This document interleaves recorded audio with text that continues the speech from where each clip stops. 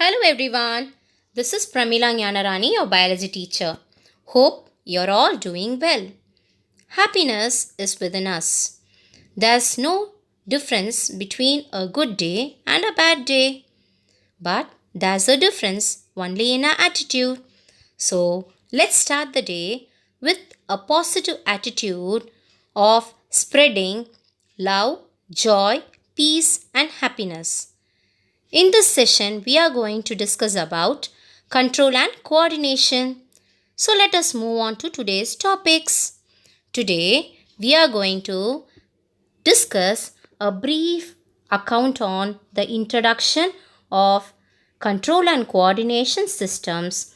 Why do we call them and what are all the systems involved as well as their importance.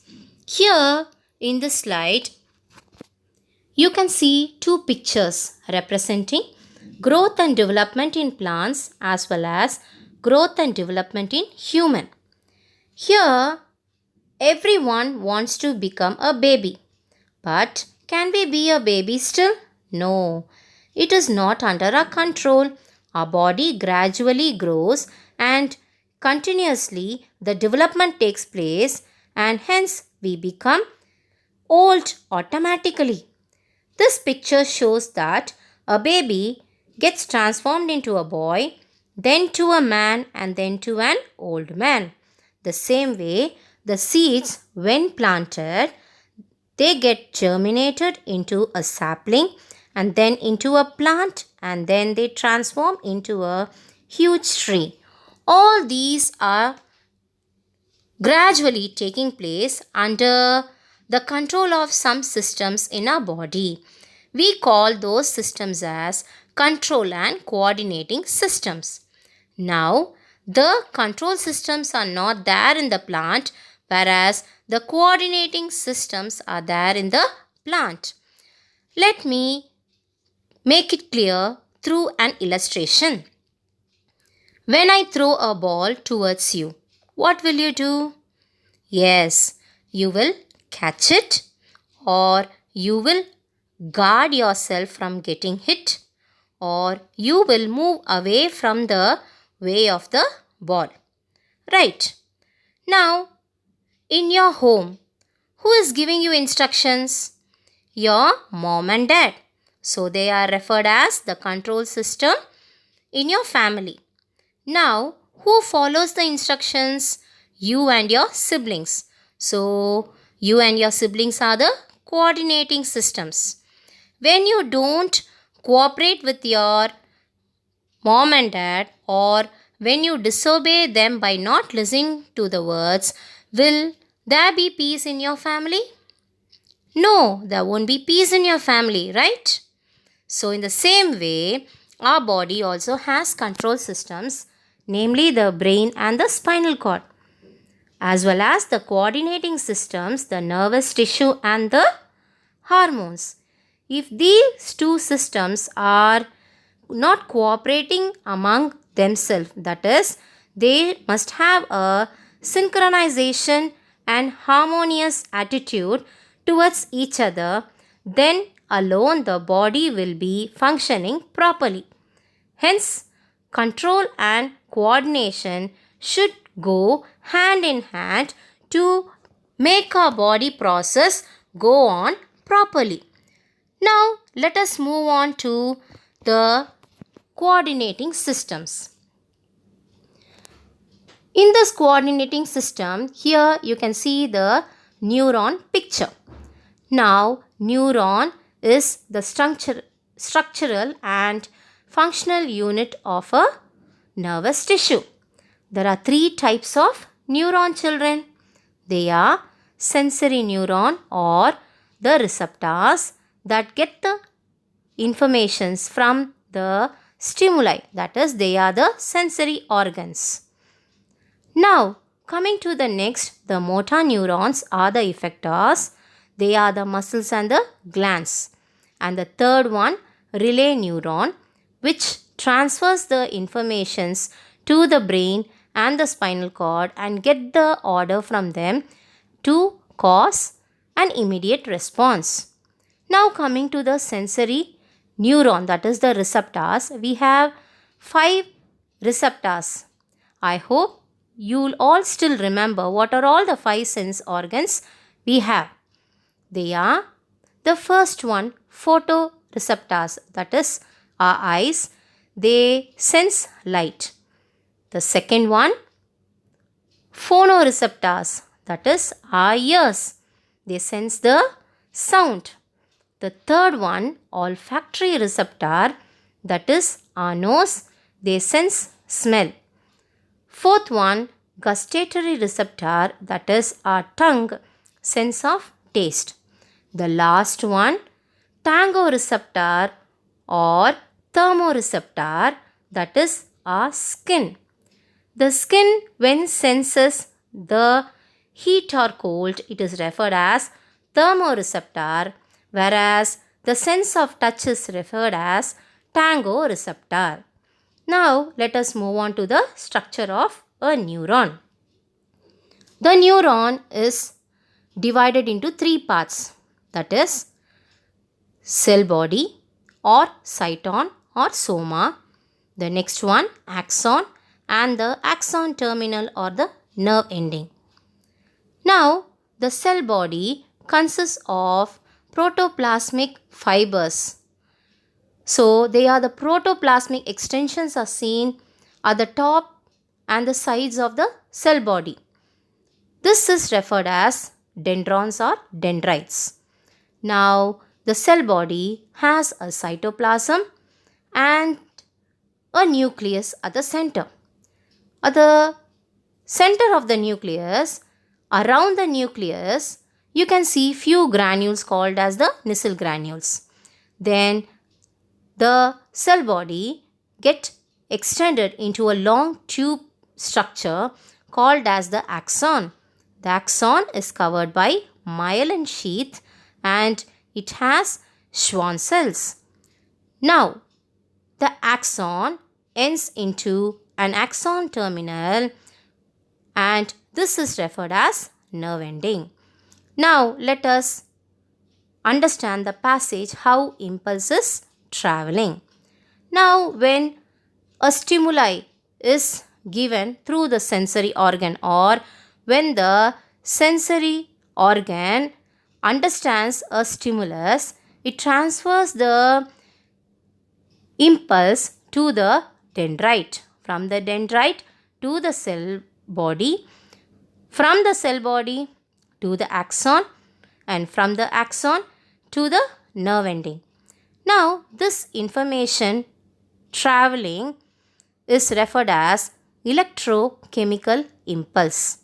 Now, the electrochemical impulse is transferred to another nervous tissue by the nerve endings. That is, nerve endings of one nervous tissue passes on the electrochemical impulse to the dendrite of the other neuron.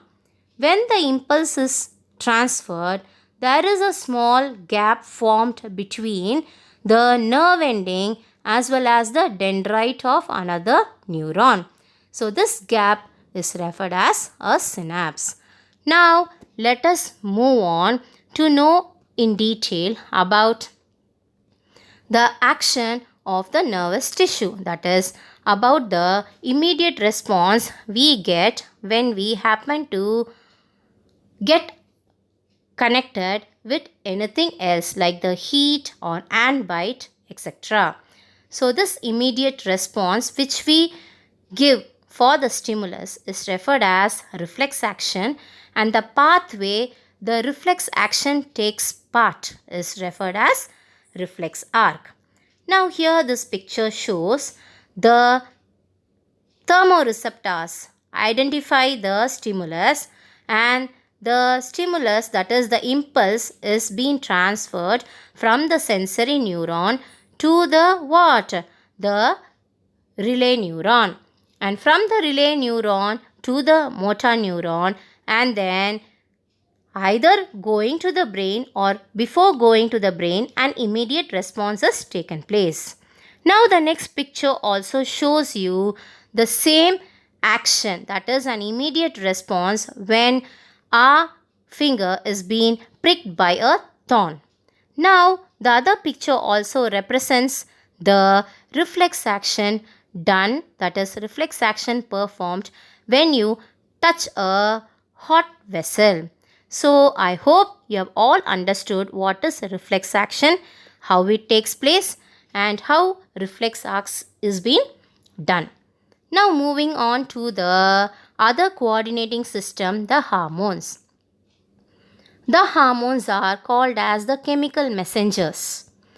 They should be secreted only in the required amount. Now, the hormone secretion should be in an on and off mechanism. That is, only when required they should be secreted. When not needed, they should be stopped. So, this is a two-way mechanism. Now, hormones are secreted by endocrine glands. Now, before moving to the endocrine glands, I'd like to inform you about glands. Glands are nothing but they are the ones that secrete metabolites, hormones, and enzymes. The secretions, that is the glands, are of three kinds. They are the endocrine glands, exocrine glands, and heterocrine glands. Endocrine are ductless gland, that is they don't have ducts. They pour the secretion directly into the bloodstream. Now, coming to the exocrine glands. They are ducted glands. They pour the secretion directly on the body surface. Now, coming to the heterocrine glands, they perform the work of both exocrine function and endocrine function. Now, here the table shows you the types of hormones, their organ and the function, and not only that, the secretion they secrete. Namely, the pineal gland secretes a hormone melatonin. Pituitary secretes, that is pituitary is referred as master gland because it controls the secretions of the 5 hormones, namely the follicle stimulating hormone or the luteinizing hormone, antidiuretic hormone, growth hormone, oxytocin, and prolactin. Now, thyroid gland, as we all know that it secretes thyroxine and it helps in the metamorphism. Now, coming to the adrenal gland, it secretes a hormone adrenaline and cortisol. You have all known about the anti-stress hormone. In most of the adventurous and fearful films, we have seen a caption, adrenaline rush. Let me share you an instance. When you are trying to cross the road in a hurry, when you happen to see a speedy vehicle coming towards you, what will you do? Yes, you are right. You will stop till the vehicle moves, or else you will try to cross it in a hasty manner before the speedy vehicle comes. When you are crossing it so fast, before the vehicle comes, you will sweat a lot and your BP will be increased. After you cross, that is instantly you do so, you will sweat more, and after some time reduction of BP takes place. So this shows the secretion of adrenaline. So that's why adrenaline is referred as an anti-stress hormone. Now, pancreas, we all know that it is the one that controls diabetes, that is it secretes insulin to help in controlling the blood sugar level, and it also secretes another hormone called as the glucagon, which increases the glucose content in the blood. Now, coming to the ovaries and the testes, that is the gonads, they also secrete hormones to enhance the development of reproductive organs. Now here we have all learnt about the coordinating systems in the human. Here this flow chart represents the coordination systems in plants. The coordination system in plant is of two types. They are the growth dependent and growth independent. Growth dependent is nothing but, say for example, if you keep a potted plant towards the sunlight near the door, the stem moves towards the light. That is, it moves towards the light. So, it has an ability to go towards the light, whereas the roots go in opposite direction to the light. Hence, this movement is referred as negative phototropism and positive phototropism. That is, the shoot shows positive phototropism, whereas the roots show negative phototropism. Similarly, the root has a tendency to accept water. So, this tendency is referred as hydrotropism, and as it accepts, it is referred as positive hydrotropism, whereas the shoots move away from water. They are referred as negative hydrotropism. When the stimulus is given by the chemicals, or when any change happens to the plant by the addition of chemicals, when an immediate response is being given by adding some chemical fertilizers into the plant, then some response is given. Such response is called as chemotropism. Now, you all know that the tropic movements are phototropism, hydrotropism, geotropism and chemotropism. Now coming to growth independent movement. When you touch a touch-me-not plant, what will happen to the leaves? It closes its leaves. So this instant response that enables the plant to close itself is referred as nastic movement. So this touch-me-not plant shows a sense of touch. That's why it's referred as thigmotropism or thigmotaxis. Now coming to the next topic.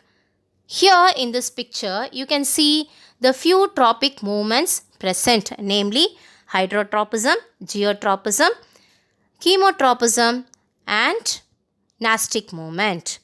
Now let us move on to the phytohormones, that is the plant hormones.